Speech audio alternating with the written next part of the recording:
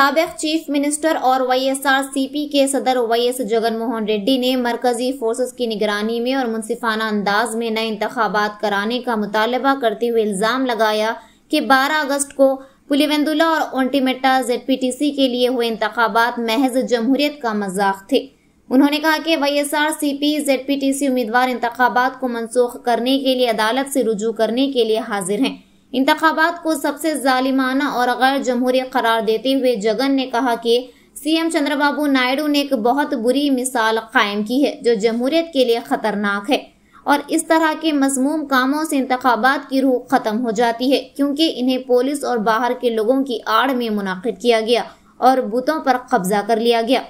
इसे इलेक्शन नहीं कहा जा सकता क्योंकि YSRCP पोलिंग एजेंट्स जिन्होंने इंतखाबी अमल में अहम किरदार अदा किया, वोटरों की फहरिस्त की तस्दीक, वोटरों की शनाख्त, जाली वोटरों की शिकायत करने और बैलेट बॉक्सों को सील करने तक इजाजत नहीं दी गई और इनकी इजाजत नामे को छीन कर फाड़ दिया गया।